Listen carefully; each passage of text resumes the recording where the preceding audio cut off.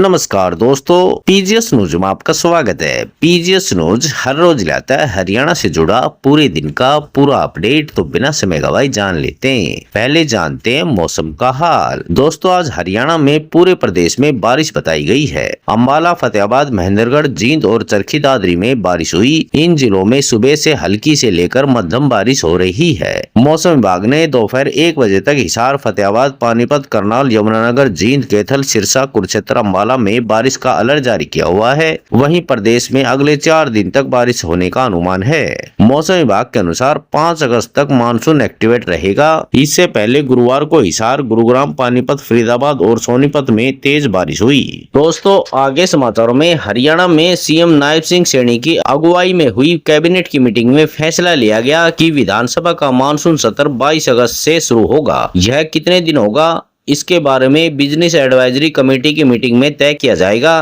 Cabinet की meeting में 21 एजेंडे रखे गए हैं, जिनमें से 17 पास हुए हैं। सीएम ने बताया कि कैबिनेट में लिए गए फैसलों की जानकारी जल्द साझा की जाएगी। उन्होंने यह भी कहा कि लाडो लक्ष्मी योजना में रजिस्ट्रेशन के लिए पोर्टल जल्द ही खोला जाएगा। दोस्तों, आगे समाचारों में हरियाणा के 5 जिलों गुरुग्राम, फरीदाबाद, पलवल, नूंह और रेवाड़ी में आज भूकंप से बचाव के लिए मॉक ड्रिल करवाई गई। यह फैसला जून जुलाई महीने के 25 दिन में 6 बार भूकंप आने के बाद संभावित खतरे को देखते हुए लिया गया है। सुबह 9 बजे शुरू होकर मॉक ड्रिल 12 बजे तक चली। इस दौरान दिखा कि सायरन बजते ही आपातकालीन वाहन, राहत शिविर और बचाव टीमें सक्रिय हो गई। कहीं पर लघु सचिवालय के अंदर पुलिस दौड़ती हुई घायलों की मदद करती नजर आई, तो कहीं पर फायर ब्रिगेड के कर्मचारी आग पर काबू पाते दिखे। इस दौरान अधिकारियों ने लोगों को भूकंप जैसे आपदा से बचने के लिए जागरूक भी किया।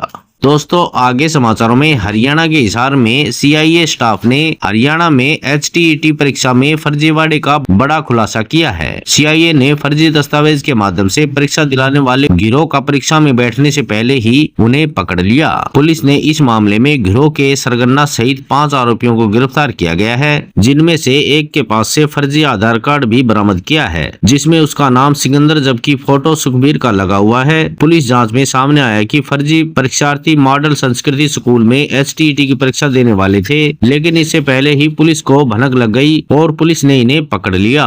दोस्तों, आगे समाचारों में गुरुग्राम के मानेसर नगर निगम में सीनियर डिप्टी मेयर और डिप्टी मेयर के चुनाव को लेकर चल रहे सियासी घमासान के बीच भाजपा ने दोनों पदों पर नाम फाइनल कर दिए हैं। राव इंद्रजीत को झटका देने के लिए भाजपा ने अपने एक रणनीति के साथ 12 पार्षदों को फिर से अंडरग्राउंड कर दिया है, ताकि पार्षद राव इंद्रजीत की समर्थकों के संपर्क में न आए।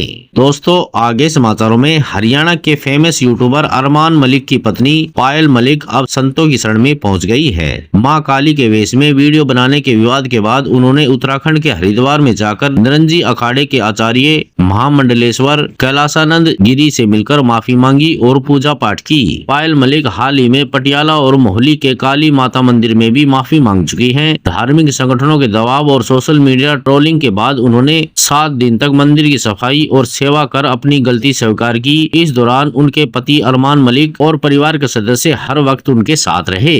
दोस्तों, आगे समाचारों में हरियाणा के पर्वतारोही नरेश यादव यूरोप की सबसे ऊंची चोटी माउंट एल्ब्रूस को तीसरी बार फतेह करने जा रहे हैं। रूस में मौजूद माउंट एल्ब्रूस की ऊंचाई समुद्र तल से 18,510 फीट है। इस अभियान के लिए वे 6 अगस्त को भारत से रूस रवाना होंगे, जहां वे विश्व के अन्य पर्वतारोही के साथ जुड़ेंगे। खास बात यह है कि इस अंतर्राष्ट्रीय टीम का नेतृत्व नरेंद्र ही करेंगे और 15 अगस्त यानी भारत की आजादी के दिन एल्ब्रूस की चोटी पर तिरंगा फहराएंगे। नरेंद्र अब तक माउंट एल्ब्रूस को साल 2017 और 2023 में फतेह कर चुके हैं। तीसरी बार इस उपलब्धि को हासिल करते ही नरेंद्र सबसे अधिक बार माउंट एल्ब्रूस पर चढ़ने वाले पहले भारतीय बनेंगे, जो रिकॉर्ड होगा। दोस्तों, आगे समाचारों में हरियाणा की जेलों में चलने वाली आपराधिक गतिविधियों पर रोक लगाने के लिए अब जेल प्रशासन की ओर से मेगा प्लान तैयार किया गया है। इसमें नामी गैंगस्टरों को एक जेल से दूसरी जेल में शिफ्ट करने के बाद अब अन्य अपराधियों पर भी पैनी नजर रखने के आदेश दिए हैं और यह भी कहा है कि किसी जेल में किसी अपराधी द्वारा फोन के जरिए फिरौती की धमकी दी गई तो जेल के अफसरों के खिलाफ कार्रवाई की जाएगी। दोस्तों आगे समाचारों में हरियाणा सरकार ने प्रदेश भर में नए कलेक्टर रेट लागू कर दिए हैं, जो आज से लागू हो गए हैं। खास तौर पर फरीदाबाद जैसे औद्योगिक और तेजी से विकसित हो रहे जिले में जमीन की कीमतों में 10% से लेकर 50% तक की बढ़ोतरी की गई है। दिल्ली से सटे इन क्षेत्रों में पहले ही जमीन के रेट ऊंचे हैं और अब इन नए रेटों के लागू होने के बाद आम आदमी के लिए यहाँ पर घर बनाना और भी चुनौतीपूर्ण हो जाएगा। फरीदाबाद के DRO विकास चौधरी ने जानकारी दी कि बढ़े हुए कलेक्टर रेट आज से लागू हो गए हैं। दोस्तों आज समाचारों में बस इतना ही। कल मिलते हैं और नई खबरों के साथ। तब तक के लिए नमस्कार।